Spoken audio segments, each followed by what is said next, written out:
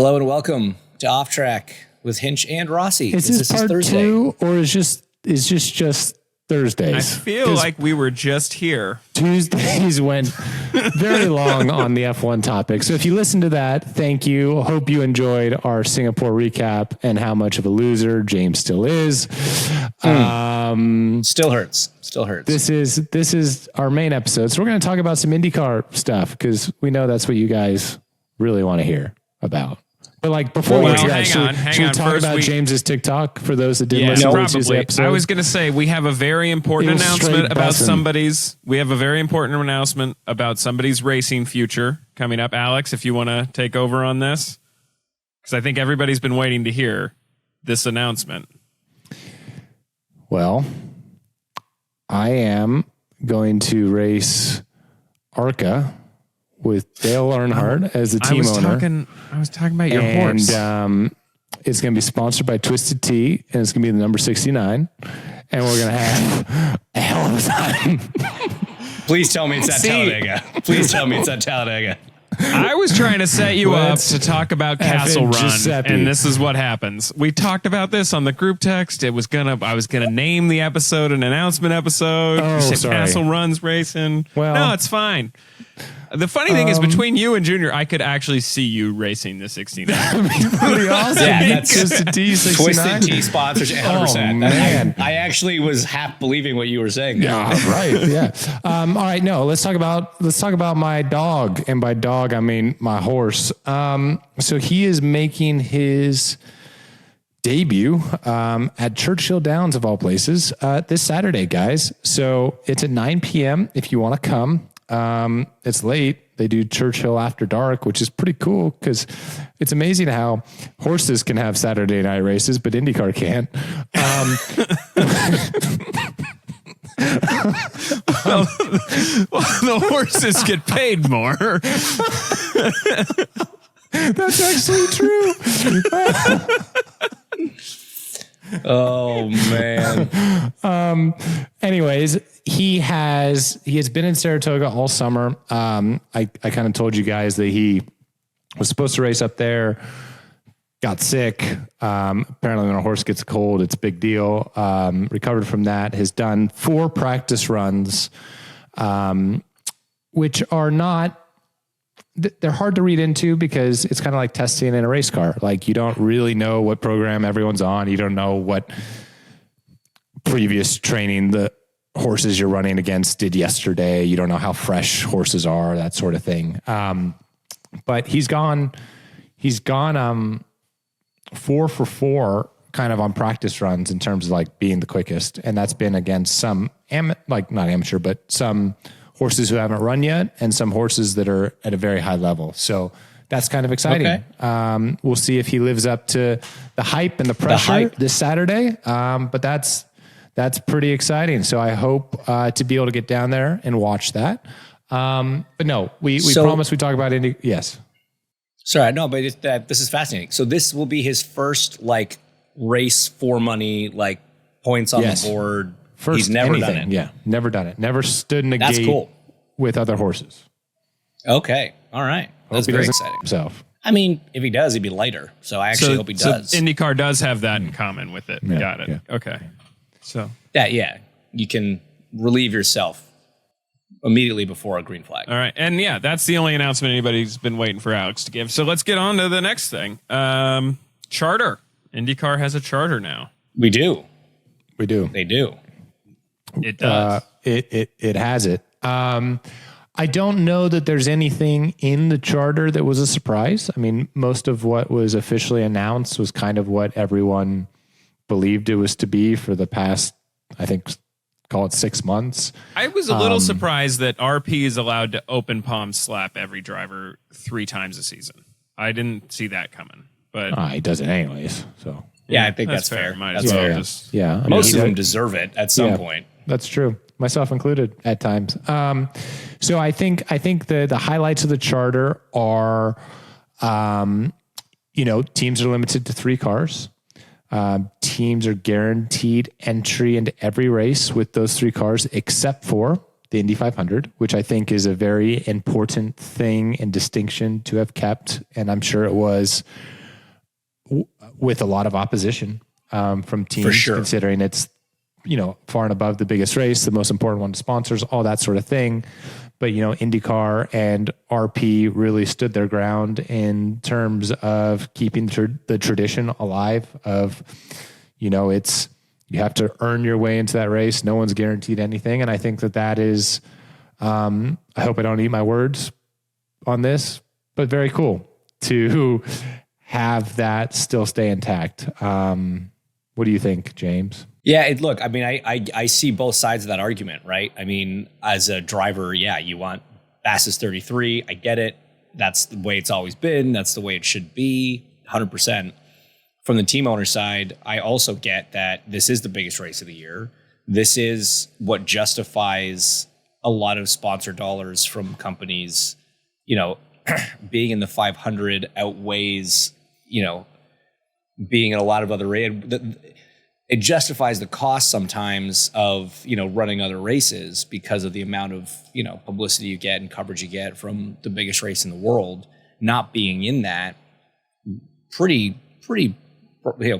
massively affects a company's program in that respect. What would you know about that? Well, exactly.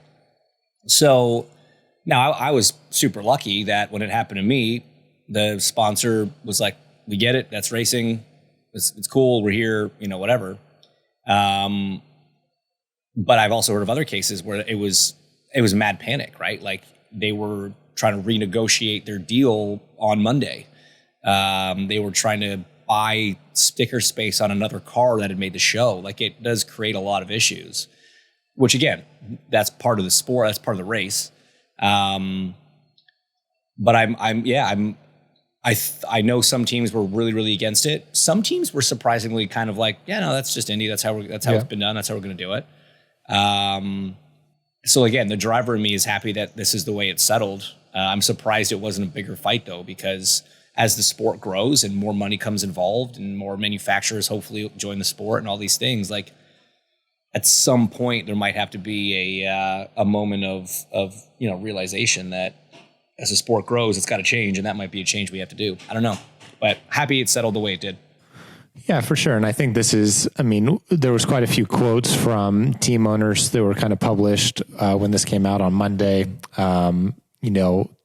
from Chip to Larry Foyt, Mike Shank, Ed, talking about how this is a huge step for IndyCar, one of the largest kind of accomplishments in recent memory that the series has done.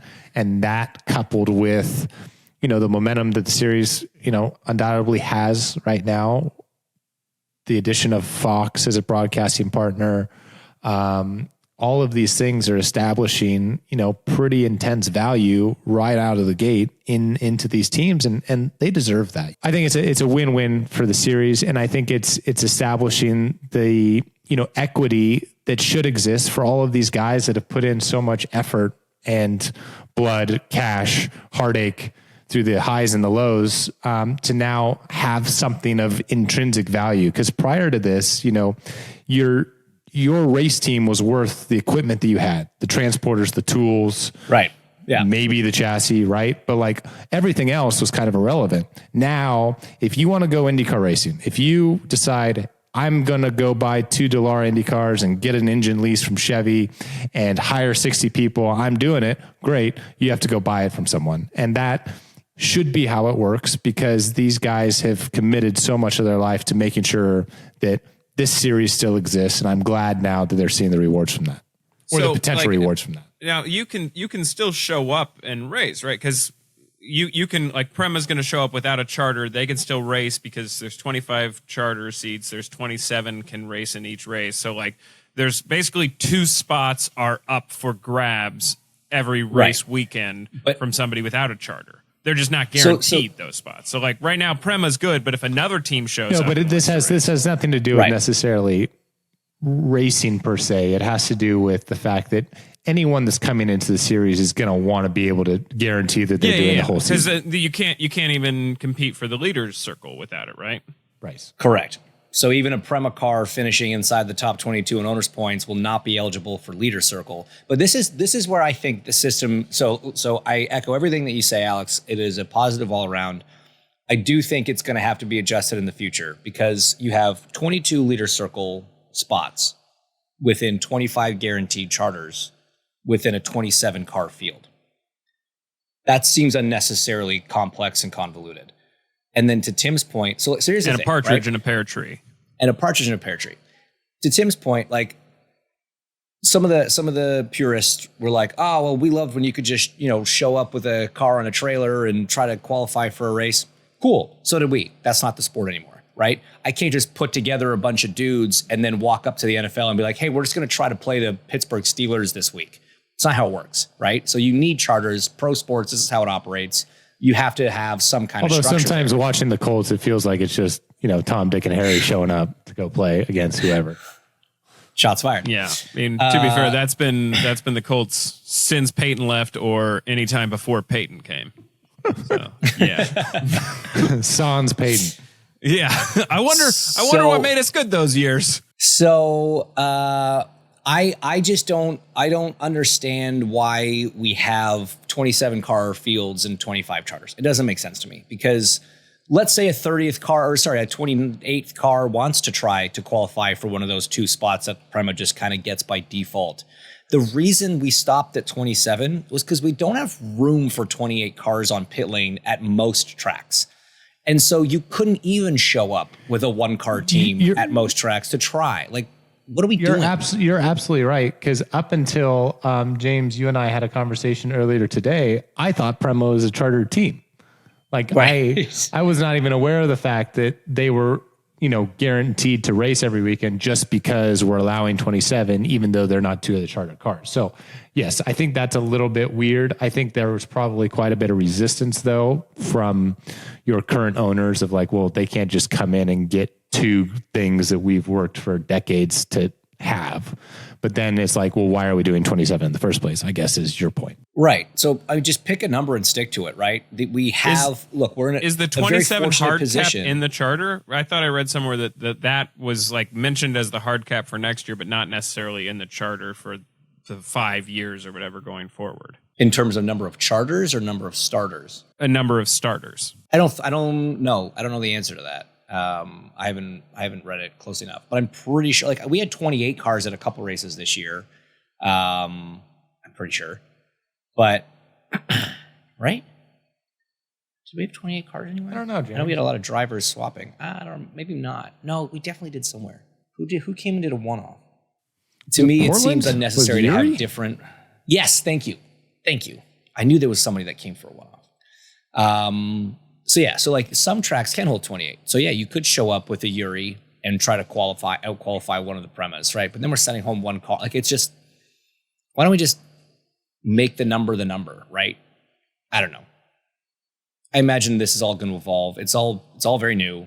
I think there's still lots to develop. I think the big point is it's a big win for the series. It's a big win for the team owners, and it's a very necessary step that has been needing to come for a long time. And hats off to all of Penske Corp and all of the team owners for actually uniting and agreeing on something that is going to be beneficial for all involved in the long run. So regardless of how we got there, like anything in life, it'll need some tweaks as we go, and there's going to be some things we haven't thought about, but like this is a good thing. So I do have one small question. I mean, other than the Indy 500, every race starts 2 by 2, right? So why would the capped number not be even? Like on either of those, at 25 or 27. Because IndyCar got an IndyCar, bro. Dude, like because Prema had already bought like 2 chassis. Me wanting to look at it and see it. That's right. There's going to be one ace back there every single time, just rolling around. Do I want inside or outside today? Yeah. That's what I'm doing. You know what would be funny? And here's what I honestly hope they do, because it would just be the dumbest thing imaginable, is like row 5 has 1 car. Not for any reason. It's just like just don't make it the first row, don't make it the last row. Just right in the middle, row 5, 1 car. 4 and 6, 2 cars each. Just, Actually, no. funsies. Pole should get pole. Like, you should be on the point. You should Pole just be should able get to it, lead or from lap, the middle yeah. of the front row. And that would be kind of funny, actually. Joseph would love that.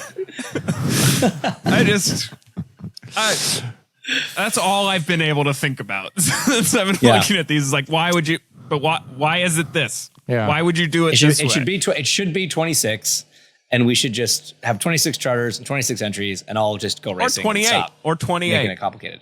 No, because some tracks can't do 28. That's the point. Okay. Then yeah, it should So be it's 26. just, and like we don't need 30 teams showing up. Like the series is healthy, the sport is healthy, the teams are doing well. You know what? They can still show car up. count's Then you great. got to bump in. Yeah, I don't know. That's just such an old way of doing it. Like, that's just not modern sports. Like, I get that that's how it worked in the 60s and that was cool, but like things develop, and I don't think that was a good look. If for anybody us. from IndyCar is listening, row 5 gets 1 car. I think we can all agree Noted. that makes the most sense. Noted. Because we are 5 years out, guys. Some IndyCar news I was not expecting was ECR announcing that they were not picking up Rinus VeeKay fairly late in the year. It's weird, man. Like, ever since Rinus showed up with Ed, it's always just kind of been a thing. Like, they've just always been there. And it's just always a thing that I've never really heard rumors of Rinus going anywhere else. I've never heard rumors of Rinus not being with Ed. Like, that was always just kind of one of those assumed things for the foreseeable future. So, kind of surprising to wake up to Racer.com one day and see that news.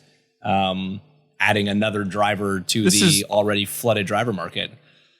This has been a pretty crazy off season, or they call it the silly season, right? This has been Been pretty wild.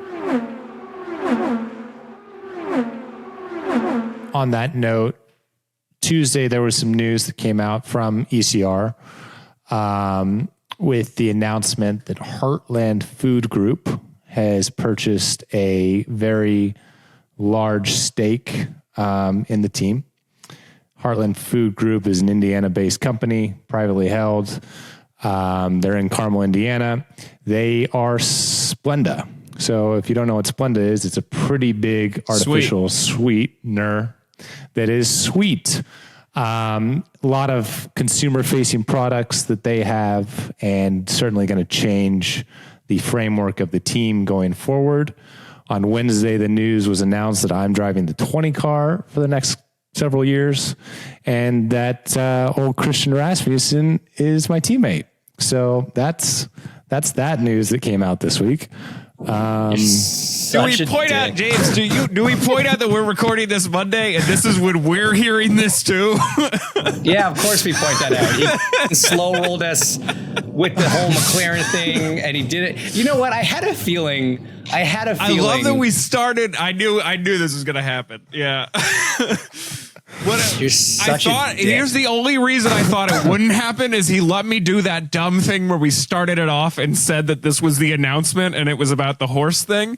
And this is why I thought maybe it wouldn't happen. But here's my favorite thing that might actually happen now. Somebody's going to see the episode called Announcement. They're going to hear that bit at the beginning, and then they're going to stop listening out of anger. 100%. Well, no, they won't, because this funny. will have all come out prior to this episode. Well, no, but they could still listen to it. Oh, he's not actually talking about it. Are incredibly embargoed. Like, I'm serious. Obviously. Well, cool. Thanks for that, for letting us know that finally that you suck. Congrats, buddy. That's awesome. That is very exciting news. So wait, with the 20 in the nice. past, it's been like the split. I assume that's no longer the case. It's not you're No, not I'm not sharing the 20 with Ed. No. Okay. All right. Just checking. I mean, you guys share a plane. Wouldn't be the first high-powered machine you guys share piloting. Yeah. I just assume you're going to get one of everything: a car, a boat, a plane, a train. Right. Train would be cool. Ed will be doing the 500. Talk about that. Which is So he's not doing an oval program anymore. No. Just doing the 500 and the 33, I imagine. Christian, So I assume they're also going to announce Christian when they announce you? Yes. So Christian is your teammate. He did a great job this year, so no surprise there. Ed's always been really, really good at giving young drivers a chance, right? So it's great to see he's getting another opportunity. He had some really, really ballsy drives last year. It was fun. Okay, so amazing. Are you allowed to tell the world the length of how are you around for a year more than a year, 2 years more than a year? It's more than 2 years. Are we allowed to know? Okay. More than 2 years. It's more than 2 years. Some people call that 3. I didn't say that. Maybe. It's a 5-year deal. For me, the big selling point there's 2 big selling points. Number one, being able to stay with GM and Chevrolet was a huge incentive for me. I think what they're doing and their vision for their future in IndyCar and what they've done over the past couple of years. Have they won a driver's championship? No, but the steps that they're taking and the rate of development that they have going on right now is very impressive and very cool to be a part of. Obviously, their qualifying performance at Indy, nothing. Yeah, dude. Rossi in an ECR car at Indy is that's an exciting prospect. No words need to be said about that. And then on the team side, I think that without speaking for Ed, because he's going to have a lot of comments that you guys will probably have already read, but this charter situation really allowed him to offer something more to a group or an individual or however you want to call it, a corporation, than just a sticker on a car. And hopefully that company could justify an ROI for said sticker. Now you are being involved. You have a stake. You have a say, and you actually can be a part of, the success and the upward trajectory of an organization. And this group that is involved is very serious. Obviously, a company of that magnitude is deep in a lot of respects, from not only a commercial standpoint, but from just a consumer-facing reach standpoint. So those kind of factors were very influential and made it a pretty straightforward decision, despite it taking a lot of time because none of this could really all be for sure until a charter agreement was in place. So here we are on the eve of that all happening, and it's all exciting for me to be able to put that behind me, this whole kind of thinking I knew it was going to happen, but not really knowing what was going to happen until pen was to paper. Kind of like you and Fox, I would imagine, James. Like it's a thing to like think you're there, but you're not. And yeah, I'm in the car here in 2 weeks at the Speedway in an ECR car, which will be pretty sweet, I imagine. That will be very sweet indeed, man. That's super cool. So wait, are you going to be like, have they announced your sponsor? I sorry guys, I'm asking these questions before the press releases come out. So like, that's a dumb thing to ask. Like, are you going to be in the Splenda wagon? I don't know if they're that far down the road yet. This is such a good point though. Like, how stressful is it? And then it just shows everybody how many moving parts there are in these things, right? So your deal is reliant on Ed's partnership with this company, which is reliant on the charter, which is reliant on every other team agreeing to something that the series has proposed. Like, that is such a massive domino train. That is a Mexican train of dominoes that has to be lined up perfectly. Someone and that call first it a one Texas has to Chainsaw fall. Massacre. Some would. They'd be wrong, but some would. That'd be a weird thing for some to call it. Anyway, back to Splenda. So we don't know that it's Splenda, guys. I know. I'm just saying. That's just one of their companies. That's their any other stuff that we can get some free stuff from? Heartland Food Products Group. Heartland Food Group. So do you just get like a lifetime supply of all the stuff that they make? Is that in the deal? I mean, I don't know that that's been maybe. You should probably anything. It's not in the. Do you want a bunch of Splenda? Yeah, I don't know what else they make. I mean, yeah, I don't take anything in my Splenda, coffee, so I think I'm good on that front. But like, Right. But I like free stuff, so yeah. Right. Well, anyways, guys, we figure it out. I'm sure they will do. I'm sure we can get what you guys need. We got time. All right. We got plenty of time. So you're on track in 2 weeks at the Speedway. On track in 2 weeks at the Speedway. Yes. That's very exciting. That's very cool. Is it how a group test? Is there things more happen people? fast. It is a series test. One car from every team is permitted. So.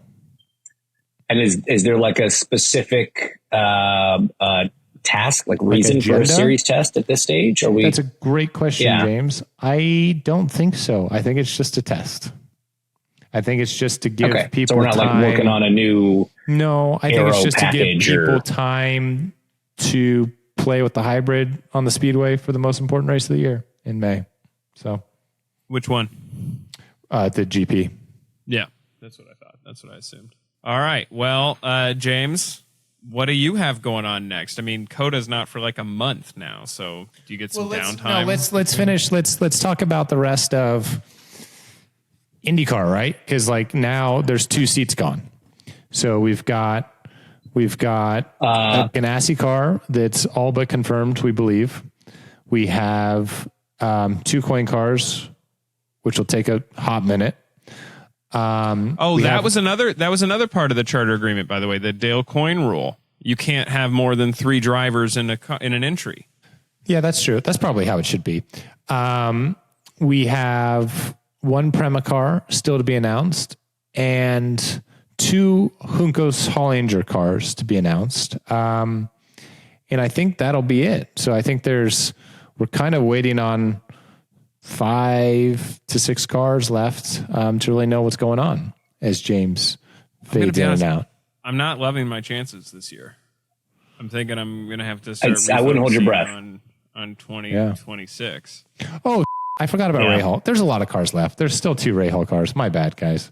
So we're nowhere close to being done. We're nowhere close to being done. Dude, do we talk about the Rahal thing? Yeah. Wild news breaking last Wednesday. Whatever day. I was playing golf because that's what I do these days. Town. Right.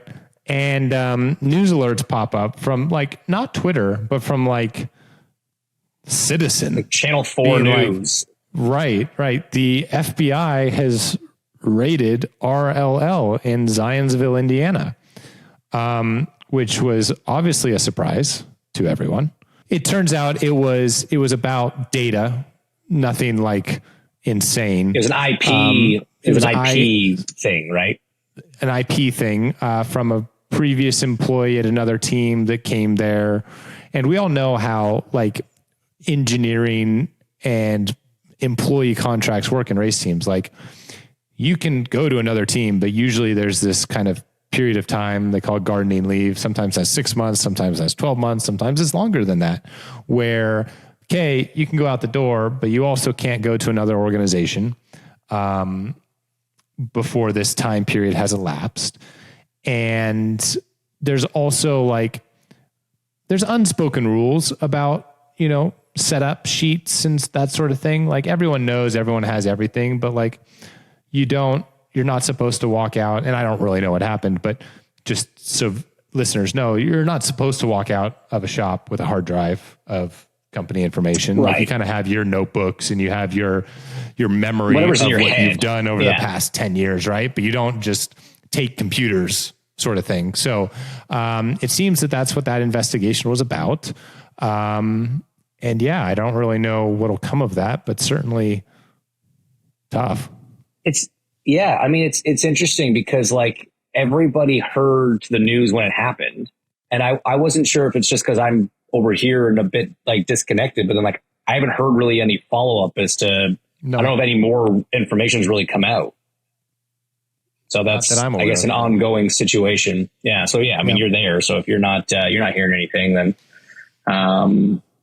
yeah. On the flip side of what was probably a very difficult end to the week for that team / family is Graham Rahal opened up his like plaza pavilion, small city, his campus, his campus that incorporates all of the kind of Rahal brands, and that's everything from the OG Graham Rahal Performance to Graham Rahal Ducati, Piaggio, Graham Rahal PPF protection, right? And that's all in the same place or the same lot, if you will, as RLL.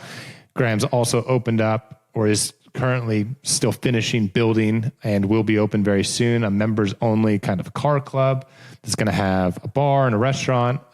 So a lot of very cool things happening. If you take out kind of what happened on Wednesday. And then on top of that, they went 1-2 with BMW in IMSA's return to endurance racing at the Indy Road Course, which for those that haven't followed IMSA, it's been a real rough run for BMW since the return to prototypes, both in IMSA and in WEC. Like it's just, the results haven't really come. That car's been a challenge to drive, a challenge to get in the setup window, all that sort of thing. So I'm sure it was a very welcome result at home for them to go 1-2. So that must have been pretty awesome. Congrats to those guys.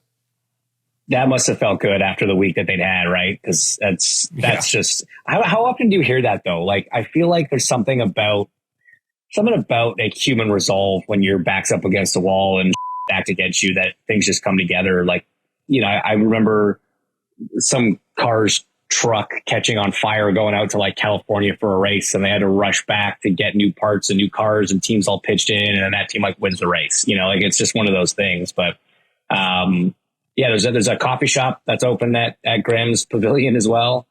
So swing on by, guys. I mean, if you have any sort of car needs and or coffee needs in the Zionsville area.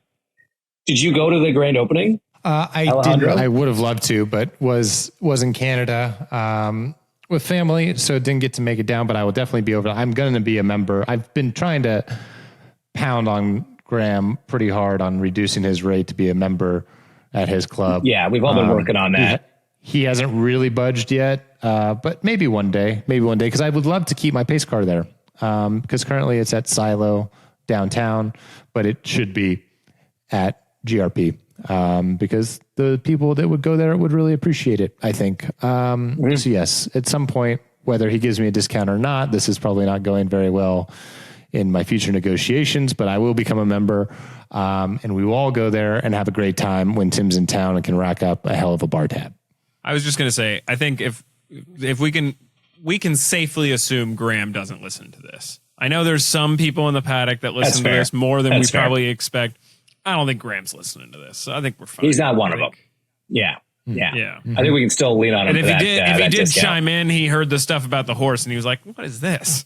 And stopped. So he did not make it 40 some minutes in. So last little bit of yeah. Take it away. Your boy, James. My boy.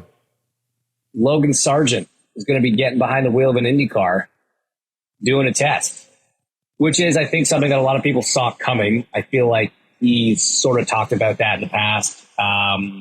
We know that he's got a very close relationship with IndyCar star Kyle Kirkwood. And I imagine Kyle was part of those conversations and kind of helped him get it all sorted. Who remind me who he's testing with? I forget. Shank. Right. Testing with Shank. So that'll be interesting to see. I think that's, look, man, regardless of performance in F1, these are very different cars. And sometimes a driving style just suits one car better than another.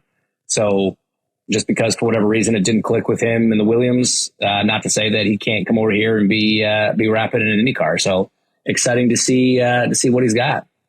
Yeah, man. And that'll be also very interesting for kind of all of us to pay attention to, because that'll be MSR's first example of the new technical alliance with Ganassi. So, I mean, obviously MSR did a lot of very great, good, strong things, especially this past year with the Andretti partnership. It'll be interesting to see how that translates right out of the gate with Ganassi. So a lot to keep your eyes on, guys. A lot happening. I don't know what on God's green earth we're going to talk about next week after this just marathon of 2 episodes. But yeah, we'll bull about something, I'm sure. We'll maybe figure James it out. can do another stupid TikTok. Maybe Tim can do one now because you've done plenty. I've done one. Now it's Tim's turn. You've got a kid who's like probably into TikTok, right? Is Hazel allowed to TikTok? Yeah, I'm going to go ahead and try and keep her as far away from that as possible. Smart. Stick to the stars. All right. Well, let's head this one off with a little personal note, congratulating the newly crowned Mr. and Mrs. Felix Rosenqvist. Emil and Felix tied the knot last weekend in Sweden. A bunch of drivers were there. I imagine Pato's speech was hilarious. I hope there's a recording of that somewhere because it's probably awesome. But congrats to them. I hope it looked like a beautiful day. It looked like a wonderful time. I love. Love. Have a good night, guys. I'm going to go look at some botanical gardens.